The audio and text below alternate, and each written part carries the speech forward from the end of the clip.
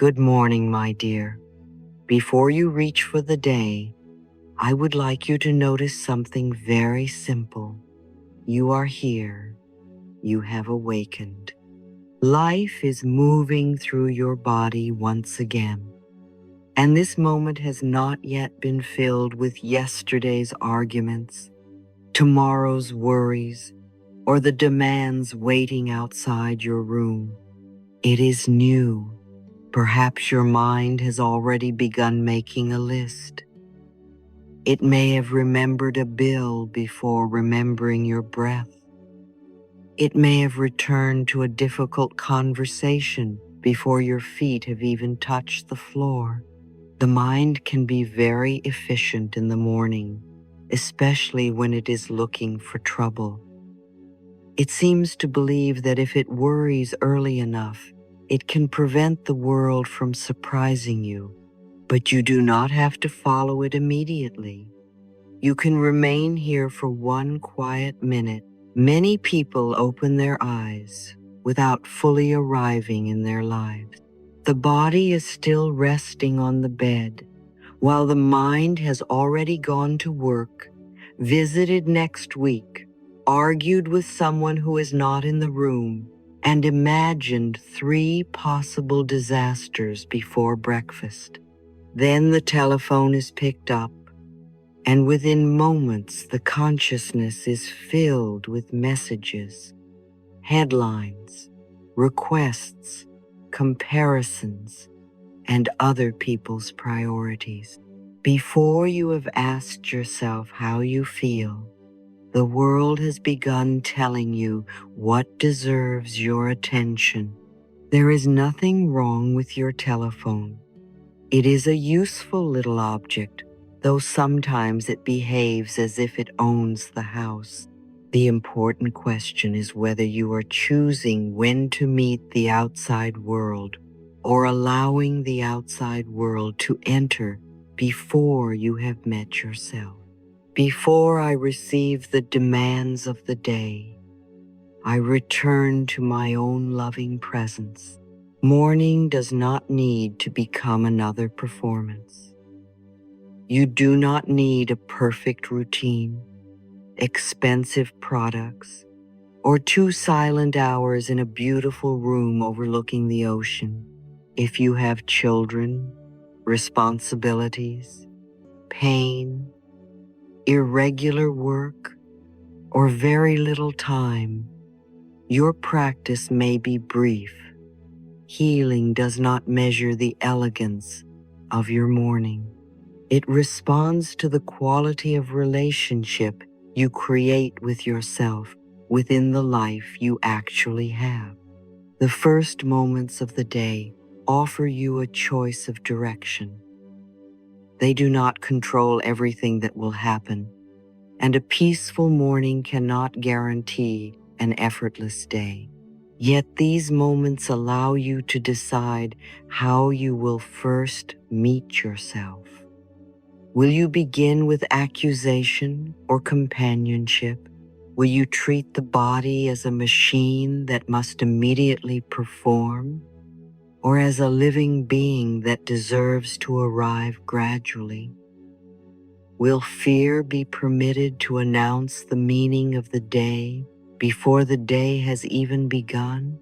A morning practice is not magic that replaces practical action, medical care, therapy, rest, or necessary decisions.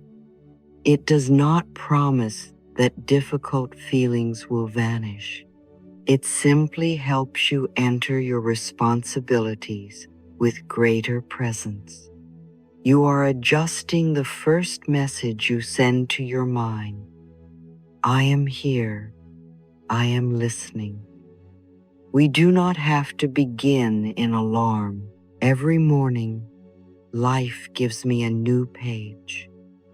I do not have to write today with yesterday's pain.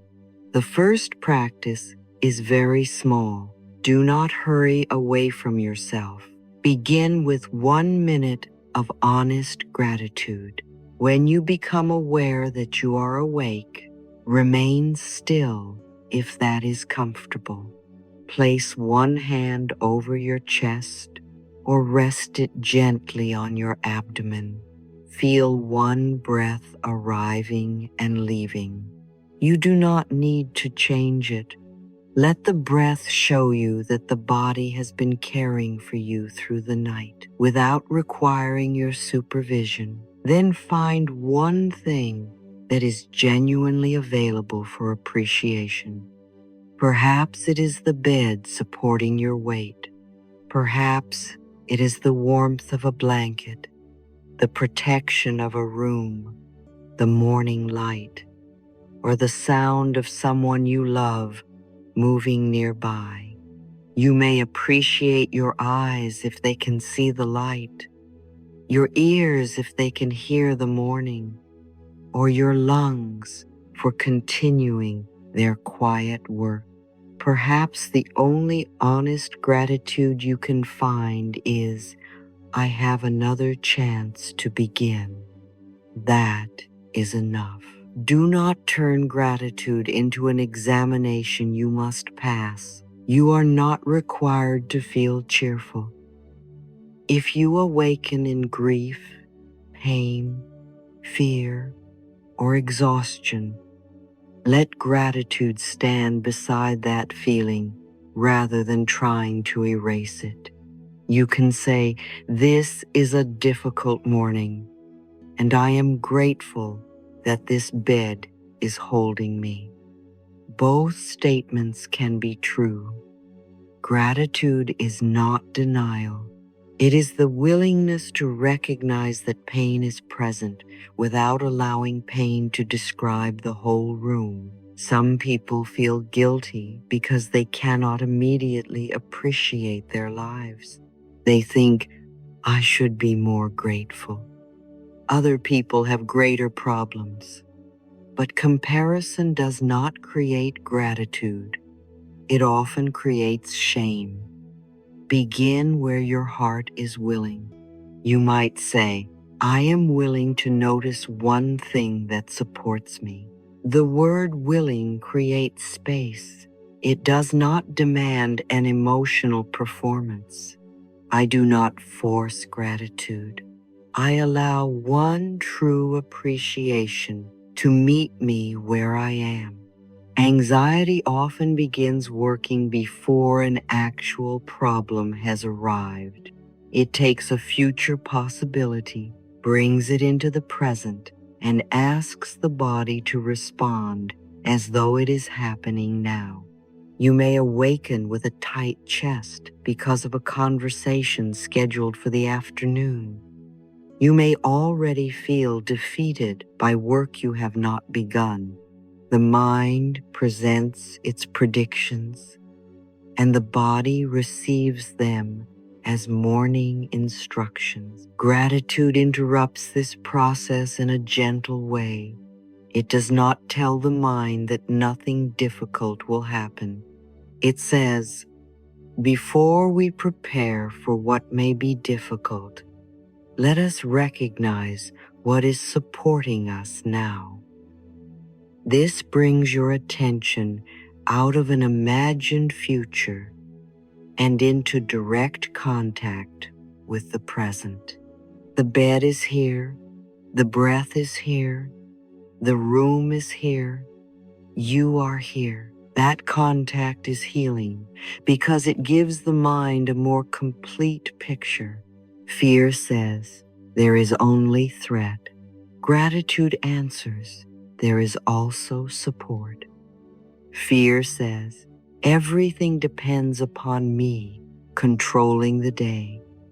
Gratitude whispers, some things are already carrying me. You are not trying to win an argument with fear. You are simply placing another truth beside it. Ask yourself quietly, what in my life is supporting me without demanding my attention? Perhaps water reaches your home. Perhaps someone performed work that made your morning possible. Perhaps your body repaired a small wound while you slept. Perhaps a lesson from the past is helping you make a wiser choice now. Much of life's support is ordinary, and because it is ordinary, we stop seeing it, then ask, what ordinary thing deserves my appreciation today? It may be clean clothing, a familiar cup, a tree outside the window, or the ability to read, think, move, speak, or rest. Ordinary does not mean insignificant. Most of life is made from ordinary things. If you wait to appreciate only the extraordinary, you may spend much of your life overlooking what is quietly nourishing you. Finally, ask, can I begin today without carrying yesterday's entire story into it? You do not have to forget what happened. You may still need to resolve a problem, apologize, grieve, or make a change. But you do not need to awaken as though yesterday has already decided who you will be today. Perhaps yesterday you reacted badly. Today you can pause. Perhaps yesterday you were discouraged. Today you can take one step. Perhaps yesterday someone misunderstood you. Today you can stop holding the conversation inside your body. A new morning does not erase consequences, but it restores choice. Before you rise, say slowly, thank you, life, for this new day. I am supported in ways I can see and in ways I may not yet recognize.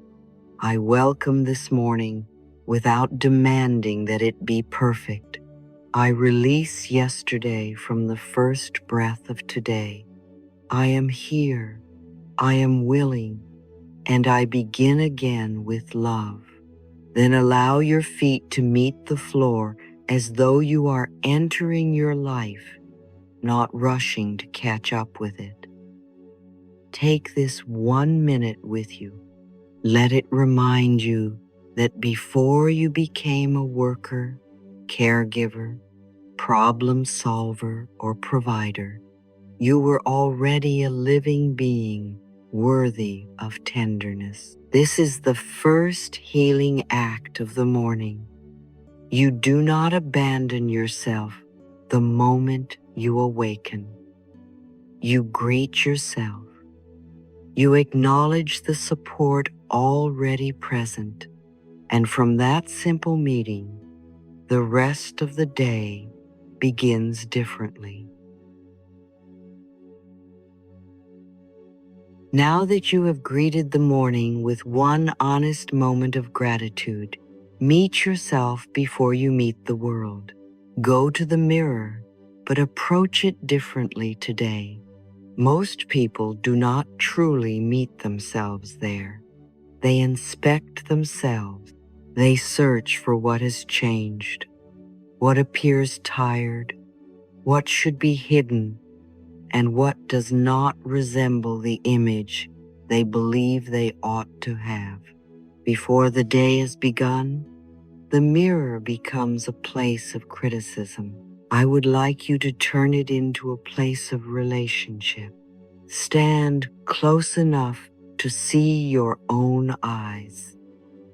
Do not begin by examining your skin, hair, weight, age, or expression.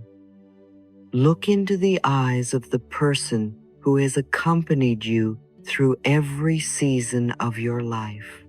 This person was present during the losses nobody completely understood, the decisions that required courage, the mistakes that became wisdom, and the mornings when getting out of bed was an achievement no one applauded.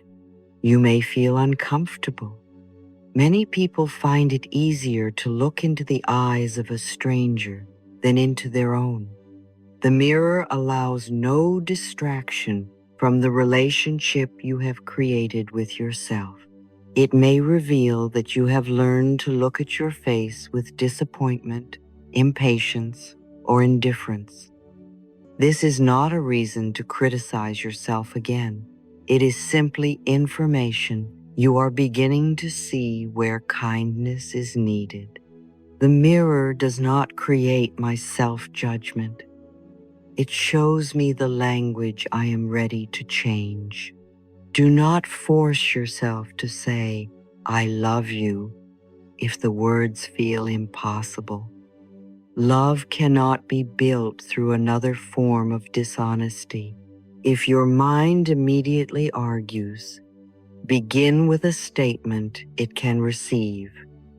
I am learning to treat you kindly. Look into your eyes and say, I will not abandon you today. Or try, we do not have to be perfect to deserve care. Notice that these statements are not grand performances. They are promises of companionship. I am learning leaves room for where you are. I will not abandon you gives reassurance to the part of you that expects rejection. We do not have to be perfect begins removing love from the distant finish line where you have placed it. Stay for a few breaths after speaking.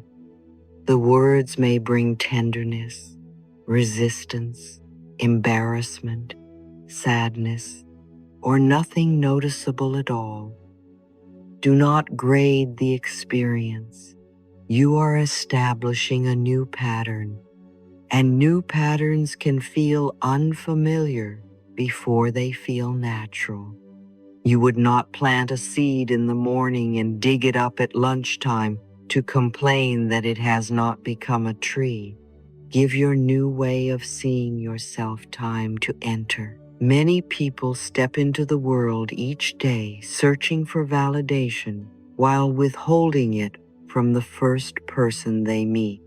They want a colleague to respect them, a partner to choose them, a customer to value their work, or a stranger to admire their appearance. Yet the person in the mirror receives only correction. You look terrible. You are behind. You should have done more. Why can't you be different? Then every outside response carries too much weight. A compliment gives temporary relief. A criticism feels like a verdict. A delayed reply becomes evidence of unworthiness. When you have not learned to stand beside yourself, every other person appears to hold the power to decide how you should feel about your own existence. Mirror work does not make outside relationships unnecessary. Human beings still need encouragement, affection, understanding, and community. It simply means that other people no longer have to perform the entire work of convincing you that you matter. You begin supplying a steady foundation from within. I welcome love from others, but I do not make them solely responsible for proving my worth. As you look into your eyes, imagine that you are speaking to someone you love deeply. You would not examine a beloved friend's face first thing in the morning and list everything that should be improved. You would notice their presence. You might ask how they slept. You would recognize when they were tired and respond with concern rather than contempt. Offer yourself the same humanity. Say, "Good morning. I see that you are tired. Let us move gently." Or, "I know you are worried about today. We will handle what comes one thing at a time.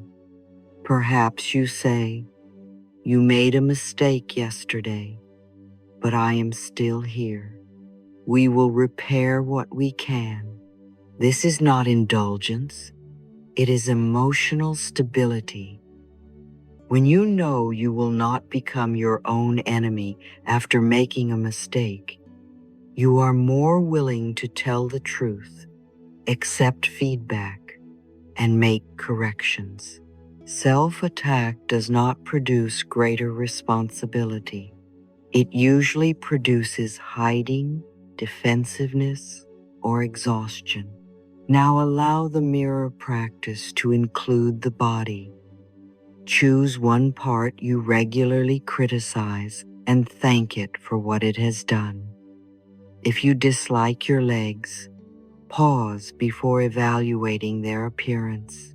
Thank them for carrying you through rooms, streets, workdays, celebrations, and difficult departures.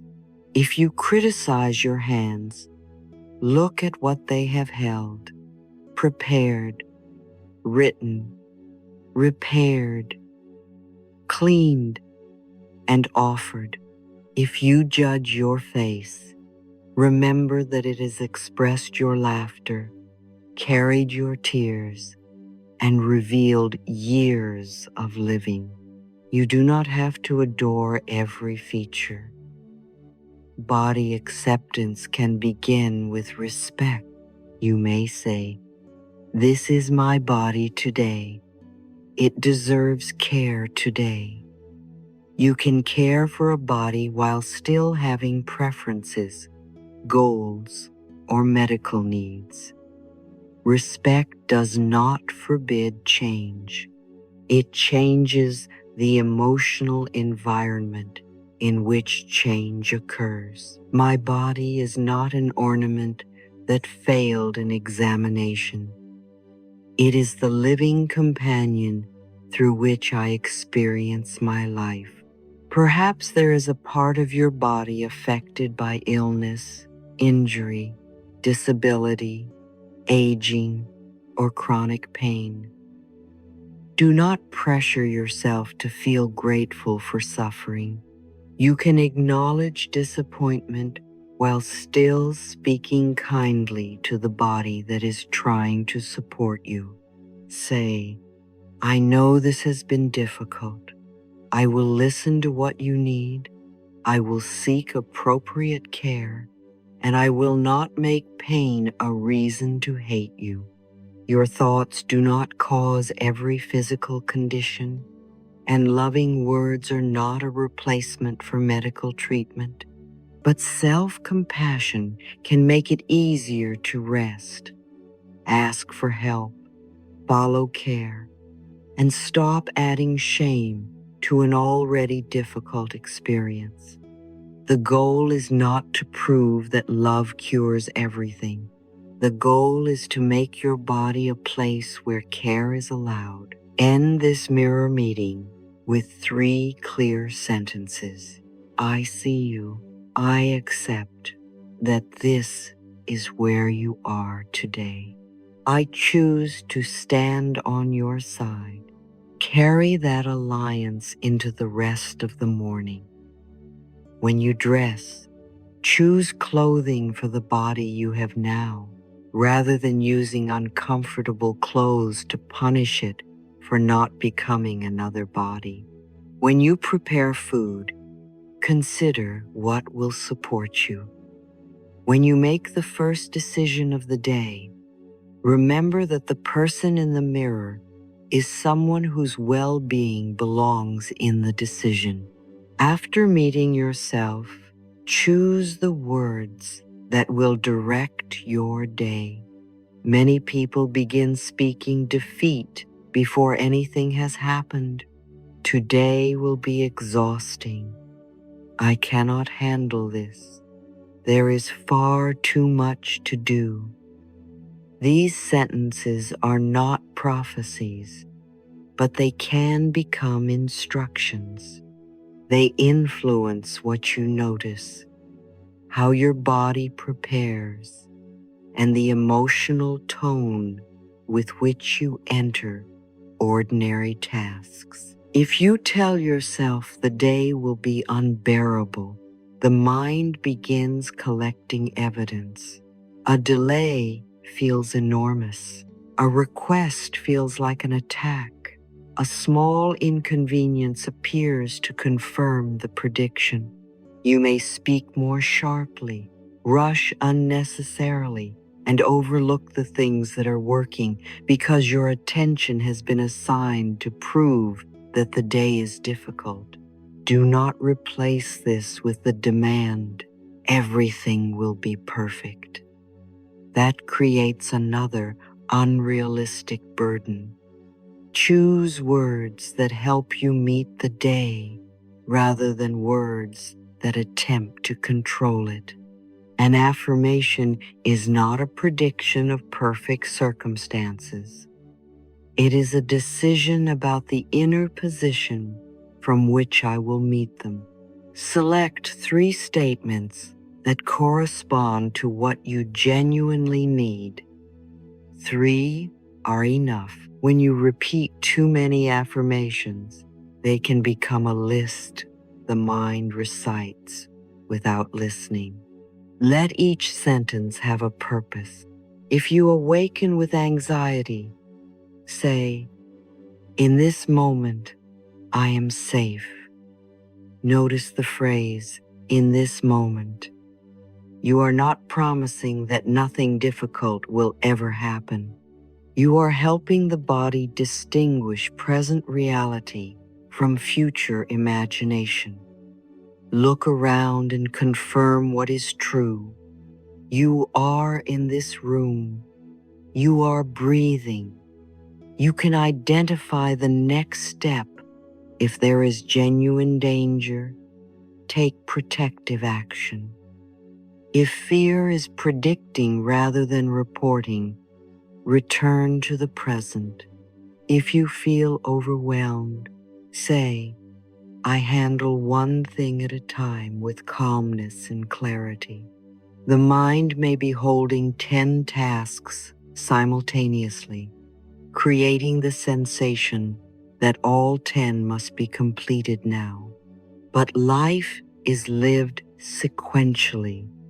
You make one call, write one paragraph, wash one dish, answer one question, and then move to what follows. You do not need to carry the full weight of the day in each individual minute. If confidence is low, say, "I am capable of learning what I do not yet know." This is more useful than demanding that you already know everything. Confidence does not always come from certainty. Often, it comes from trusting your ability to ask questions, practice, receive correction, and improve. The unknown does not prove inadequacy. It identifies the next place for learning. If finances are troubling you, say, "I am open to healthy and wise ways of creating income." Then let the statement direct you toward participation. Look at your finances honestly. Strengthen a useful skill. Explore an ethical opportunity. Ask for fair compensation. Reduce what is not supporting your life.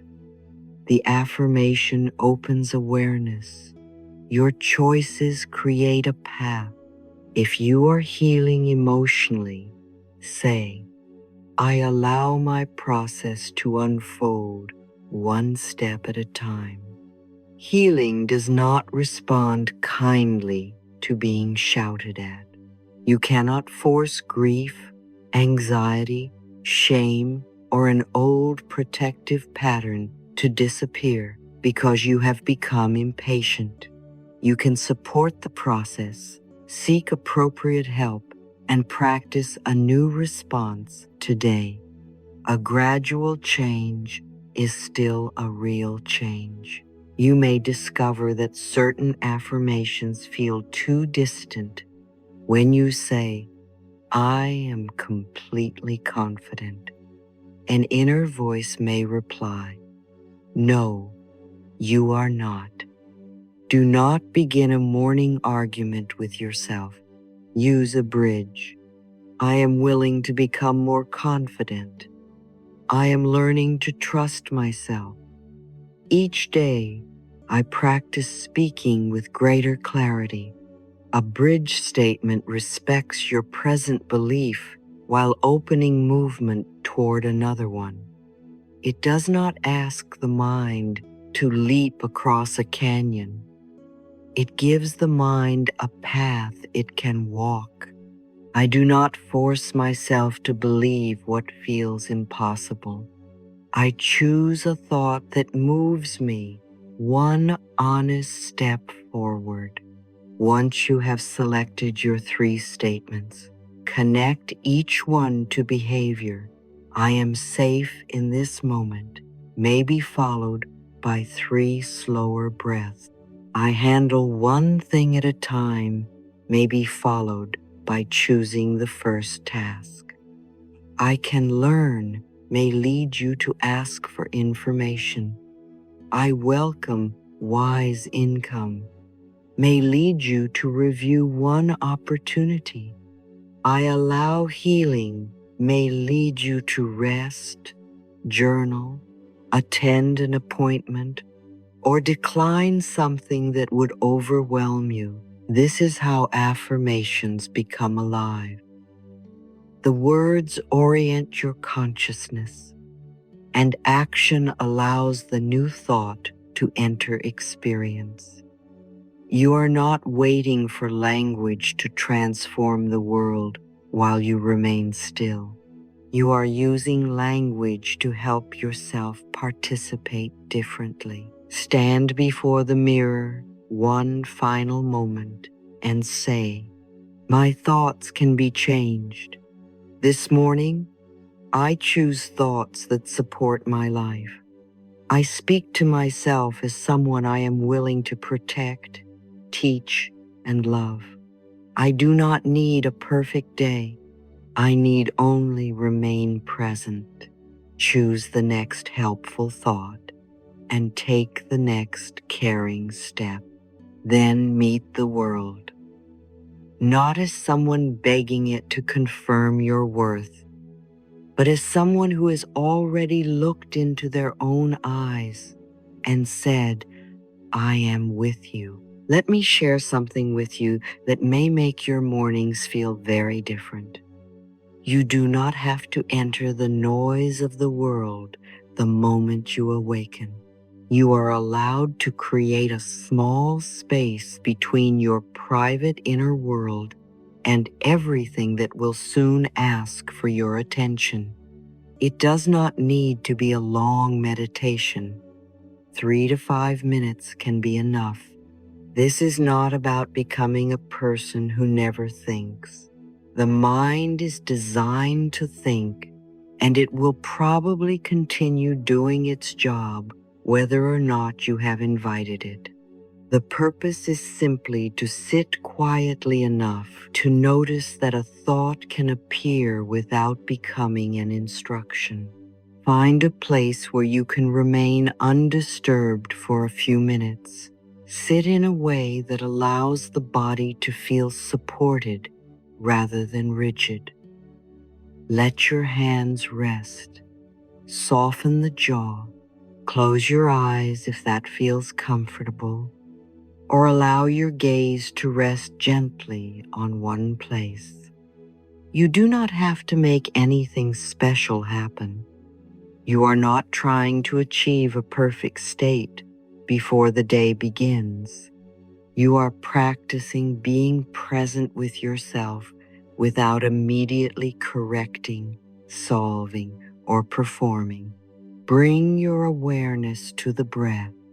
Do not force it into a particular rhythm. Simply notice the inhalation arriving and the exhalation leaving. As you breathe in, Silently say, I receive. As you breathe out, say, I release. The words can move with the breath, receiving this moment, releasing what does not need to be carried into it. You may receive the support of the chair, the air entering your lungs, the quiet of the room, or the possibility of beginning again. You may release the pressure to know every answer, the residue of yesterday, or the belief that you must solve the whole day before breakfast. I receive the life available in this moment. I release the burden of carrying everything at once. Thoughts will arise. You may remember an unfinished task, a financial concern, a difficult conversation, or something embarrassing you said many years ago that the mind has decided to feature in this morning's program. Do not become irritated. The arrival of a thought does not mean you are meditating incorrectly. It means you have a mind. Instead of arguing with the worry, name it gently. This is a worried thought. You can add, it is not the whole truth about my life. Then return to the breath. You are not required to prove the thought false. You are learning to recognize its proper size. A worried thought may contain useful information. Perhaps you need to make a call, prepare for a meeting, review an expense, or have a necessary conversation. You can acknowledge that information without allowing the thought to become a complete prediction of disaster. Say, I hear that this matters. I will give it attention at the appropriate time. Then return once more to the breath.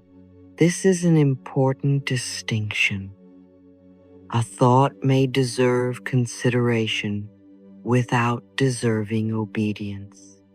I might fail does not mean you should withdraw. They may be upset does not mean you must abandon your boundary. I feel anxious does not mean danger is certainly present. The mind offers possibilities. You retain the ability to examine them. Peace is not the absence of thought. Peace is the space in which I can see a thought without immediately becoming its servant. Each time you return to the breath, you are practicing a small pause. Later in the day, that pause may appear before you send an angry message, agree to something you cannot sustain, or believe the first fearful explanation the mind offers. The quiet of the morning is not separate from your practical life. It trains your ability to remain present long enough to choose. You may notice sensations in the body as you sit, tightness in the chest, heaviness behind the eyes, restlessness in the legs, or tension in the stomach. Let sensation be sensation before giving it a story. You can say, tightness is present. You do not have to conclude, this means something terrible is coming. Breathe around the sensation without demanding that it disappear. If stillness makes you more distressed, keep your eyes open, shorten the practice, or try quiet walking instead. A healing practice should be adapted to your actual needs. You are not required to force yourself through an experience merely because someone else finds it calming. If silence brings up memories or emotions that feel overwhelming, Appropriate professional support may help you approach them safely. At the end of your few minutes, ask one question. What does the wisdom within me want me to remember today? Then listen without straining. Do not demand a dramatic answer. Inner wisdom is often very ordinary. It may say, slow down. Make the call. Do not answer while angry. Eat before the meeting. Tell the truth. Ask for help. You already know that this is not right for you. The answer may arrive as a feeling rather than a sentence. You may experience a sense of openness around one choice and tension around another. Treat this as information, not infallible prophecy. Inner guidance works best alongside facts, reflection, and practical judgment. If no answer comes, let that be all right. Silence itself may be what you needed. You might end by saying, I do not have to force wisdom. I make room for it, and I trust clarity to develop. Now allow the stillness to flow into the body through movement. The body has been resting for several hours. It does not need to be dragged abruptly into performance or punished for how it looked. It needs an invitation to awaken. Stretch the arms gently if your body permits it. Roll the shoulders. Move the neck within a comfortable range rather than forcing it. Circle the ankles. Open and close the hands, or walk around the room for a few minutes. Choose movement appropriate to your health, ability, energy, and any guidance you have received from qualified healthcare professionals. The purpose is not to burn away a body you dislike. It is to enter into cooperation with the body you have. For many people, exercise has been taught through shame. Movement becomes a repayment for eating, a punishment for weight, or an attempt to earn the right to feel attractive. The body is spoken to as though it is an enemy occupying the wrong shape. Then we wonder why movement feels like rejection rather than care. What if you moved because circulation feels good? What if you stretched because the muscles have carried tension and deserve space? What if walking were a way to experience the morning rather than a test of discipline? Movement can still be challenging. You can build strength, endurance, and skill. Love does not require avoiding effort. It changes the reason you make the effort. I do not move my body because I hate what it is. I move because I respect its need for strength, circulation, and life. As you move, notice where the body feels tense. Perhaps your shoulders are lifted as though they have been waiting all night for bad news. Perhaps the jaw is clenched. The hands may be tight, or the abdomen held inward. Do not accuse the body of being difficult. Tension is often an attempt to prepare, protect, or contain. Ask, does my body need movement, or does it need rest? This question can prevent you from applying the same solution every day. Some mornings, the body may feel stagnant and benefit from gentle activity. On other mornings, illness, poor sleep, pain, or exhaustion may mean that rest is the wiser form of care. Listening is not laziness. It is the ability to respond to current information. Ask also, what am I bracing against? Perhaps you are anticipating a meeting, a journey, a medical appointment, or a conversation. Sometimes the shoulders have begun carrying an event before the event has arrived. As you breathe and move, say, I do not need to live the entire experience in advance. I will meet it when it comes. Then ask, how can I be gentler with my body today? The answer may be drinking more water, taking a break from the screen, choosing supportive shoes, eating regularly, reducing unnecessary rushing, or scheduling a health concern you have postponed. Gentleness is practical. It notices what helps the body function and then makes room for it. Stress can appear through shallow breathing, muscular tension, restlessness, headaches, digestive discomfort, or difficulty settling. Yet these symptoms can also have many other causes.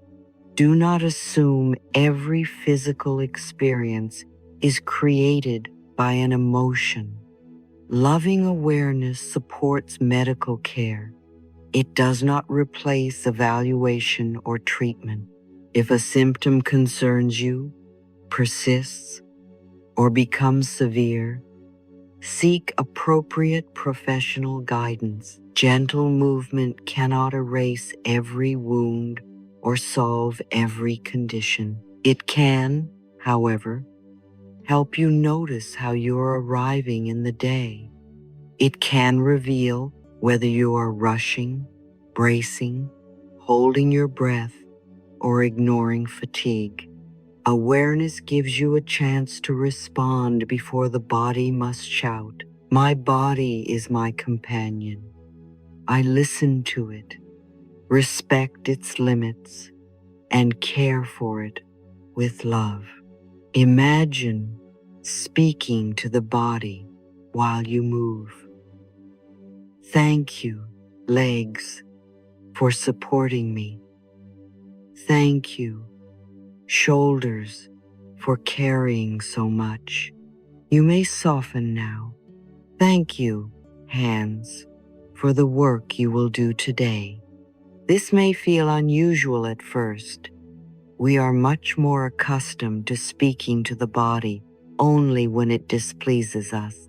Appreciation creates another kind of relationship. If there is a part of the body that does not move as it once did, do not use the practice to compare yourself with an earlier version. Work with what is available now. A small, respectful movement is not less worthy than an intense one. The body is not competing. It is communicating. Finish movement with one moment of stillness. Notice whether anything has changed. Perhaps the breath has deepened, the mind has become clearer, or the body simply feels more present. You are not seeking dramatic transformation. You are letting the body know, I have not forgotten you. Then nourish yourself as an expression of worthiness. Drink water with awareness. Prepare breakfast if breakfast suits your body and routine. Take prescribed medication according to the instructions you have received. If you follow a particular medical or nutritional plan, let that care be an act of cooperation rather than a daily reminder that something is wrong with you. Many people treat nourishment as something that can wait until every other responsibility has been served. They answer messages, begin work, care for the household, and push through fatigue. Only when the body becomes shaky, irritable, or completely depleted do they permit themselves attention. Care becomes emergency repair rather than a steady relationship. But you do not need to reach collapse before you qualify for care. Self-care is not a prize I receive after completing every responsibility. It is part of what enables me to meet responsibility without losing myself. When you drink water, pause for one moment. Feel the glass in your hand. Notice that you are giving the body something it needs. When you eat, allow yourself at least a few minutes without simultaneously absorbing upsetting news, answering work messages, or watching content that places the nervous system on alert. This does not require a silent ceremonial breakfast every day. Real mornings can be busy. Children need help. Trains must be caught. And schedules do not always cooperate. The invitation is simply to remove unnecessary inner violence. Even if you have 5 minutes, let those 5 minutes contain food rather than food plus fear, comparison, work, and the entire world's bad news. The emotional message accompanying care matters. Fear says, I must do this because my body is defective. Love says, I choose this because my body has value. Fear uses food, medication, or exercise as evidence that something is wrong with you. Love uses them as resources that support life. You can follow a treatment plan because a condition needs care without turning the condition into an accusation. You can adjust your eating because your health requires it without hating the body that has the requirement. You can make a responsible choice without filling it with punishment. Try saying, this water is an act of support. This meal is not a reward, it is nourishment. This medication is one of the ways I cooperate with care.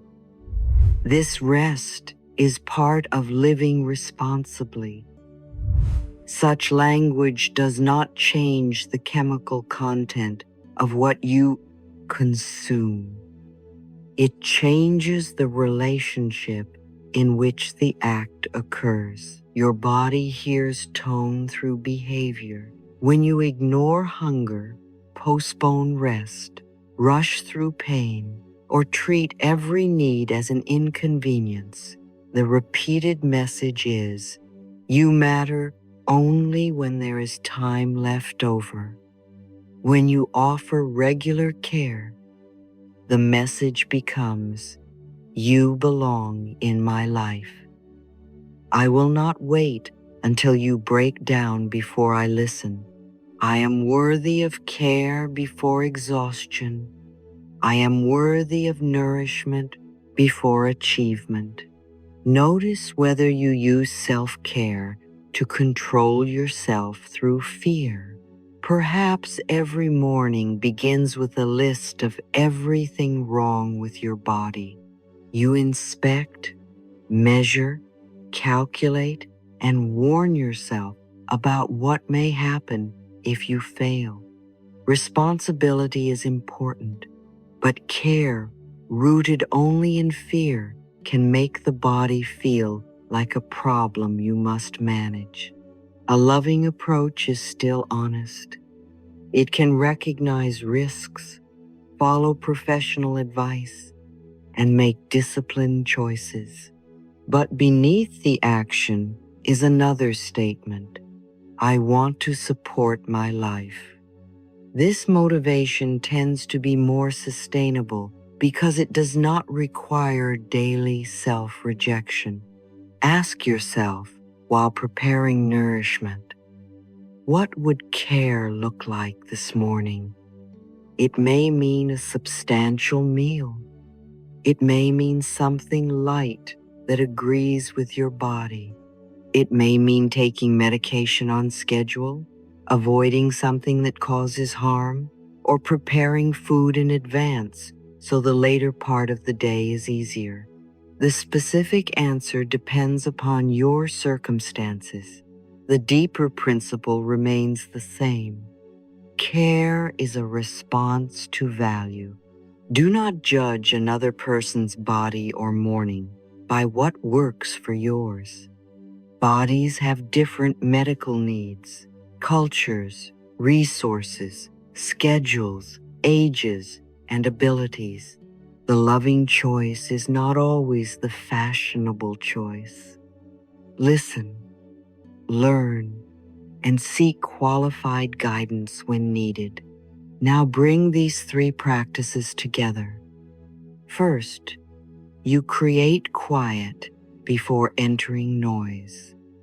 You learn to observe thought without immediately obeying it. Second, you invite the body into movement through cooperation rather than punishment.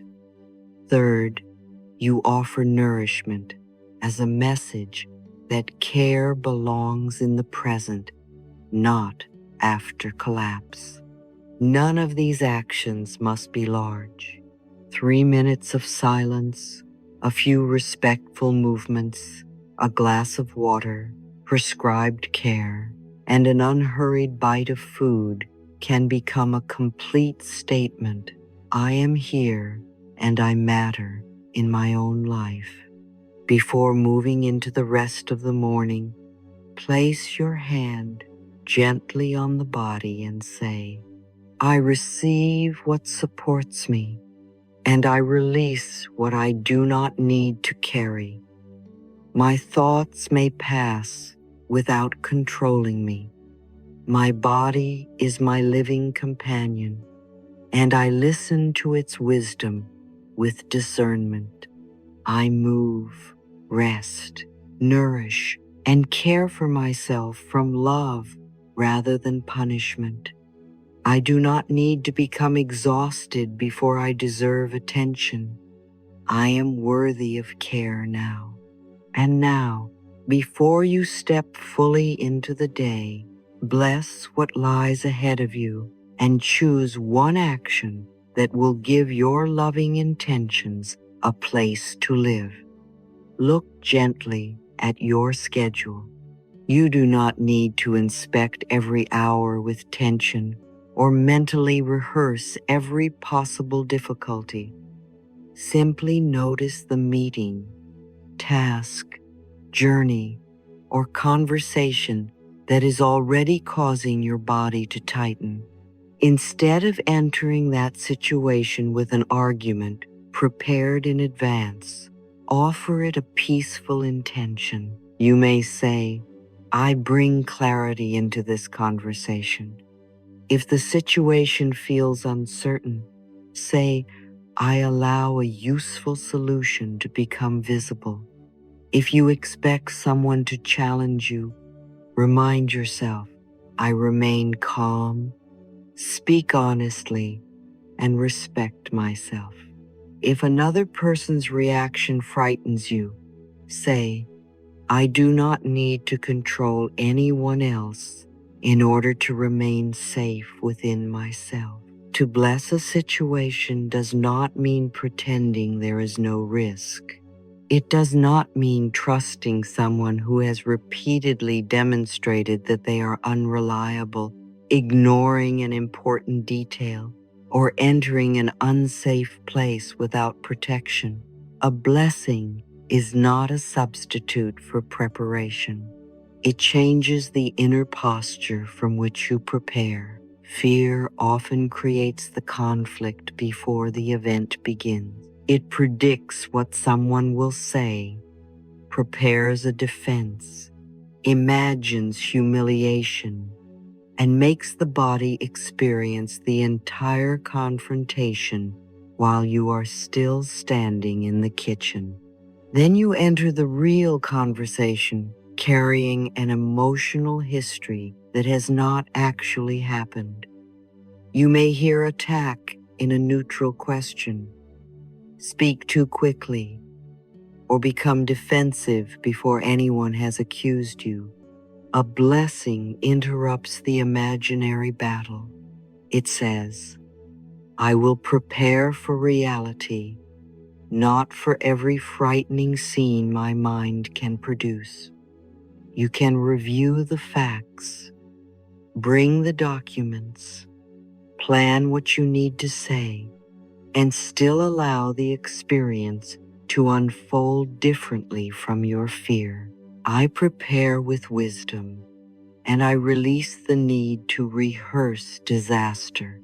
Bless the people you will meet, not by asking them to behave according to your wishes, but by releasing the burden of controlling them.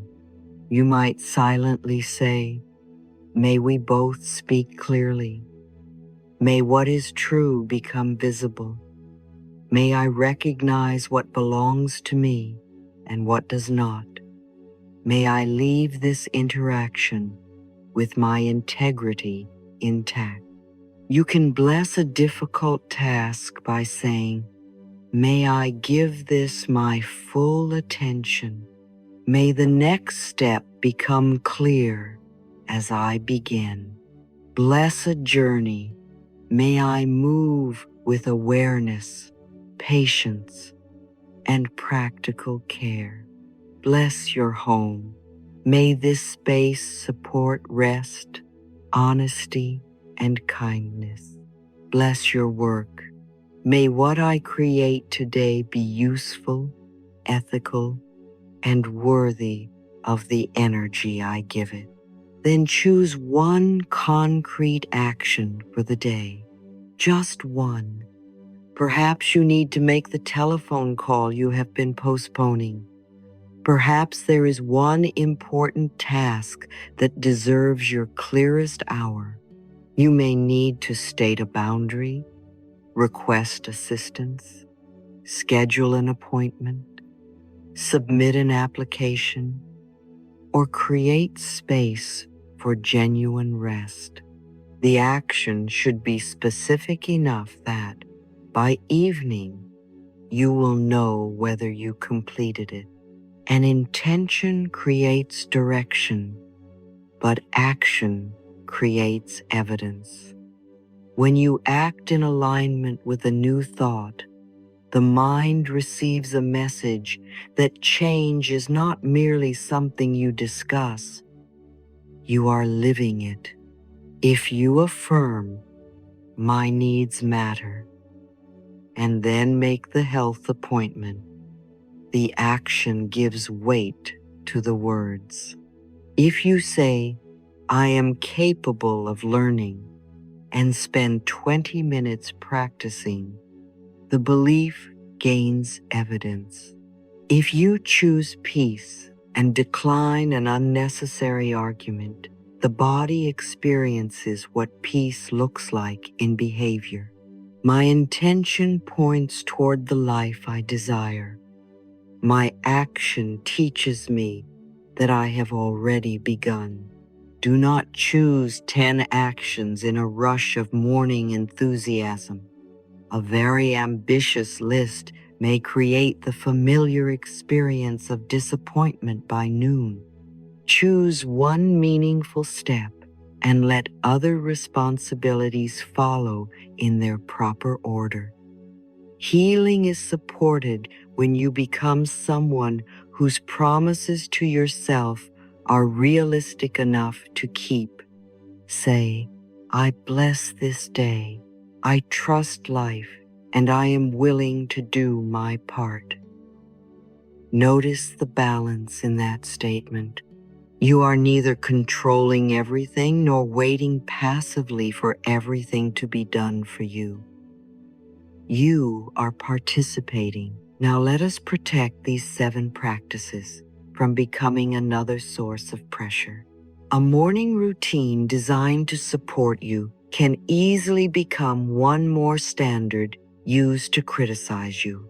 The mind may announce, "You missed the meditation. You forgot the mirror work. You did not move your body. Now you have ruined the whole day." This is the old voice of perfection borrowing the language of healing. The first mistake is turning healing into an examination you must pass. Missing one morning does not mean that you are undisciplined, spiritually blocked, or moving backward. Perhaps you overslept. Perhaps a child needed you. Pain interrupted your rest. Work began unusually early, or you simply forgot.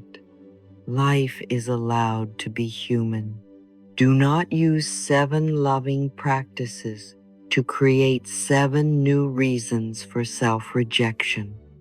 If you remember at noon, begin at noon. Place your hand over your heart while waiting for the kettle. Take 1 conscious breath before opening an email. Speak kindly to yourself in the bathroom mirror after lunch. The next breath is always available as a place to return. I do not fail my healing because I missed a routine. I begin again without punishment. Consistency does not mean never missing a day. It means returning often enough that the practice remains part of your life. A loving routine bends when life requires flexibility. A rigid routine breaks and then blames you for the pieces. The second mistake is using positive language to hide genuine emotion. You do not have to stand before the mirror and declare, "I feel wonderful," while grief is moving through your body. You do not need to call fear excitement or pretend that loneliness is happiness. When an affirmation demands that you deny what is present, it can make you feel even more alone. Try a compassionate truth instead. I am passing through a difficult time, and I am willing to support myself. If you feel afraid, say, "Fear is present, and I can still choose the next caring step." If you are grieving, say, "My sadness deserves gentleness. I do not have to hurry it away." If you are exhausted, say, "Today I will adjust what I can and seek the rest or help I need." Healing begins in truth. The loving thought does not erase the difficult feeling. It tells the feeling that it will not have to face the day alone. The third mistake is practicing beautifully each morning while refusing to change any choice. You may repeat affirmations about health, but continue denying the body sleep and necessary care. You may speak of self-respect while remaining silent in a pattern that repeatedly harms you. You may meditate on abundance, yet avoid learning, planning, or managing the resources already present. No affirmation can sleep for you. Make the appointment, communicate the boundary, complete the work, or leave the environment that has become unsafe. The ritual is meant to change how you live, not only how you feel for a few pleasant minutes. Its value becomes visible in the choices that follow. Ask after several weeks, "Am I reacting with a little more awareness Am I speaking to myself less cruelly? Am I responding to my body sooner? Am I making decisions that agree with what I say I value? These quiet changes are the true fruit of the morning. My practice is not an escape from my life. It prepares me to participate in my life with greater love and responsibility. On busy mornings, reduce the entire ritual to 3 minutes. Do not conclude that because you cannot do everything, you should do nothing. The length of a practice is less important than the quality of your presence. During the first minute, place a hand over your chest and name one thing you appreciate. It may be as simple as, "Thank you for this breath," or "I appreciate that I have another opportunity to begin." Let it be true rather than impressive. During the second minute, breathe slowly and repeat one affirmation that fits your present need. Not 7 statements, 1. If the day feels crowded, say, "I move through one responsibility at a time." If you are afraid, say, "I remain with myself as I meet what comes." If you feel discouraged, say, "I am willing to recognize one new possibility." During the third minute, choose one quality and one action. Perhaps the quality is calmness, and the action is completing your most important task before opening social media. Perhaps the quality is courage, and the action is making the call. Perhaps the quality is kindness, and the action is speaking to yourself respectfully after an error. Perhaps the quality is honesty, and the action is saying no to something you cannot sustain. Say, "Today I choose calmness. I will complete what matters before I allow distraction to lead me." Then begin. 3 minutes can change the tone of a choice. One choice can change the direction of an hour. Enough differently lived hours can gradually change a life. Do not dismiss what is small merely because it is small. You cannot control everything that will happen today. Someone may misunderstand you. A plan may change. The body may need more care than expected. An opportunity may arrive, or a door may close. But you can decide that the world will not be required to become gentle before you offer gentleness to yourself. Healing is not always a magnificent breakthrough. Sometimes it is leaving the telephone untouched for another minute. It is noticing a harsh thought and declining to repeat it. It is breathing before responding. It is eating before your body becomes depleted, resting without turning rest into a confession of weakness, or making one healthier choice than you made yesterday. Each morning that you meet yourself with love teaches the mind something new. Life is not only a place where you must survive, it can also be a place where you are supported, where you learn, where you participate, and where goodness is allowed to reach you. You do not need to perform all 7 practices perfectly. Let them become invitations.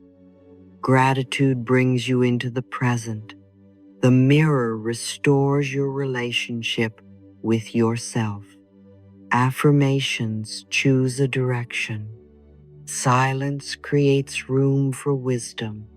Movement invites cooperation with the body. Nourishment expresses worthiness. Blessing and action carry your inner work into the world. Before we close, take one breath and say, "This is a new day. I release what has passed.